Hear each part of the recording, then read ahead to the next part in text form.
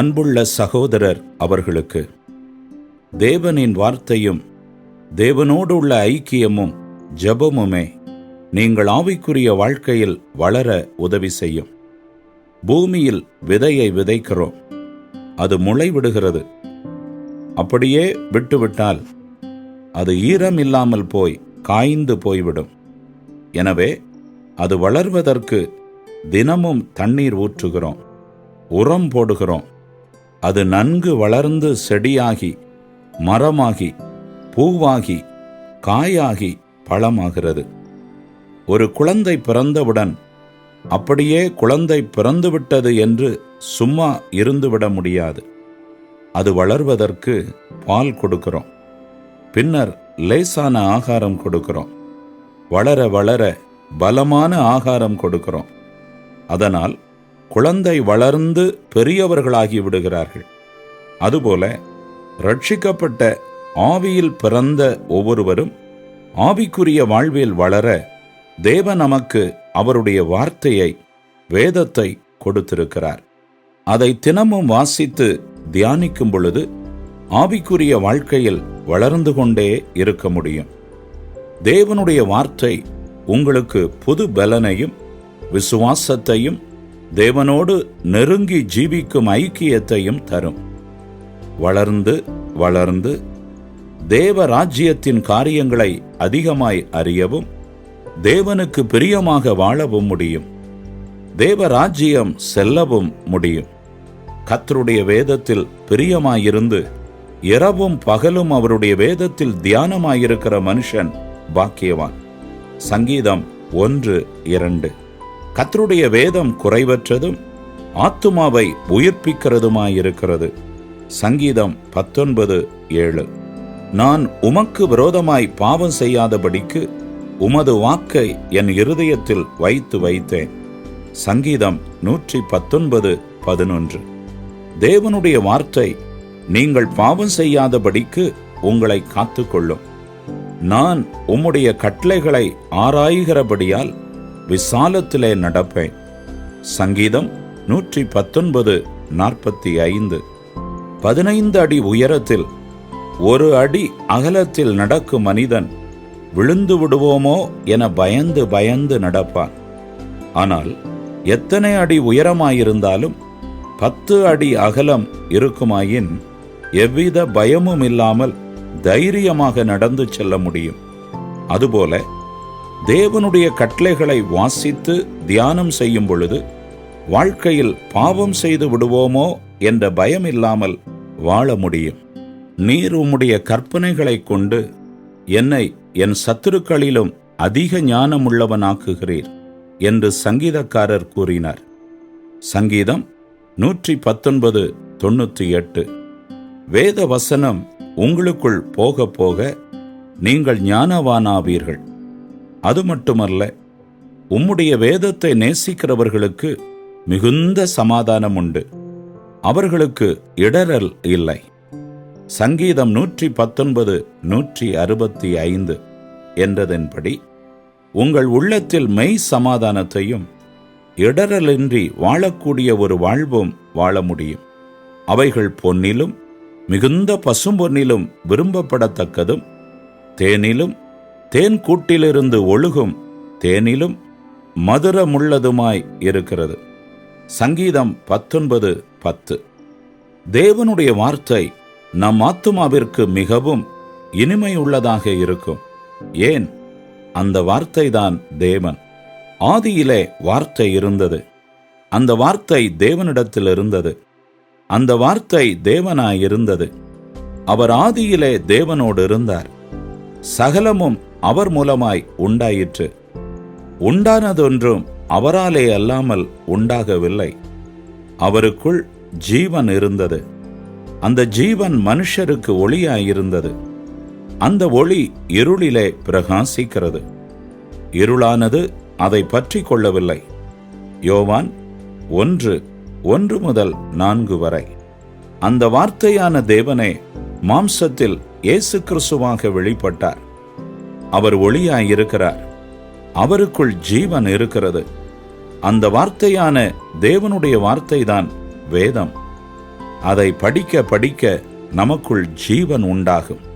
நம் இருதயம் ஒளி நிறைந்ததாகவும் இருக்கும். உலகத்திலே வந்து எந்த மனிதனையும் பிரகாசிப்பிக்கிற ஒளியே அந்த மெய்யான ஒளி. யோவான் 1:9. ஆண்டவர் இயேசுவே அந்த மெய்யான ஒளி. ஆண்டவராகிய இயேசு சொன்னார், நான் உலகத்திற்கு ஒளியாயிருக்கிறேன். என்னை பின்பற்றுகிறவன் இருளில் நடவாமல் ஜீவ ஒளியை அடைந்திருப்பான் என்றார். யோவான் 8:12. அவருடைய வார்த்தையை வாசித்து நமக்கு சொந்தமாக்கும் பொழுது வார்த்தையான ஜீவனான ஒளியான தேவனாகிய ஆண்டவர் இயேசு உங்கள் உள்ளத்தில் பிரகாசிப்பார். அதனால் நீங்கள் இருளில் நடப்பது போல தட்டுத்தடுமாறி நடவாமல் வெளிச்சத்திலே நடப்பது போல வாழ்க்கையில் ஒரு நம்பிக்கையுடன் வாழ முடியும். அந்த வார்த்தை பேதையர்களாக இருப்பவர்களையும் ஞானவானாக்கும். பேதுரு என்ற மீன் பிடித்து கொண்டிருந்த மனுஷனை குறித்தும் அவர்களுடைய சீஷர்களை குறித்தும் ஆரம்பத்தில் நான் எழுதிய கடிதத்தில் கூறியிருந்தேன். அவர்கள் படிப்பறிவு இல்லாதவர்கள், ஆனால் ஆண்டவராகிய இயேசுவோடு இருந்தார்கள். ஆண்டவர் இயேசு உயிர்த்தெழுந்த பின் மற்றவர்கள் வியக்கும் வண்ணம் வேத வசனத்தை பிரசங்கித்தார்கள். அவர்கள் மூலம் ஆயிரக்கணக்கானோர் ரட்சிக்கப்பட்டார்கள்.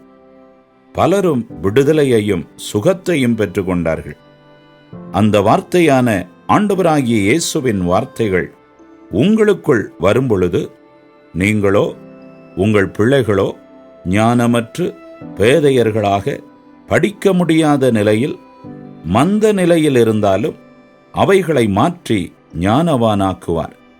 நீங்கள் மற்றவர்களுக்கு ஆலோசனை கொடுக்கும்படியாகவும் நீங்கள் பயனுள்ளவர்களாகவும் மற்றவர்களுக்கு பிரயோஜனமுள்ளவர்களாகவும் இருக்கும்படி மாற்றுவார். காரணம், வேத வசனத்தில் வல்லமை உண்டு. அந்த வசனம் உங்கள் வாழ்வை மாற்றும்.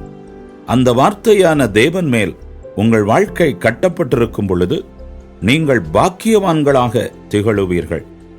ஆண்டவராகிய இயேசு சொன்னார், நான் சொல்லிய இந்த வார்த்தைகளை கேட்டு இவைகளின்படி செய்கிறவன் எவனோ அவனை கன்மலையின் மேல் தன் வீட்டை கட்டின புத்தி உள்ள மனுஷனுக்கு ஒப்பிடுவேன்.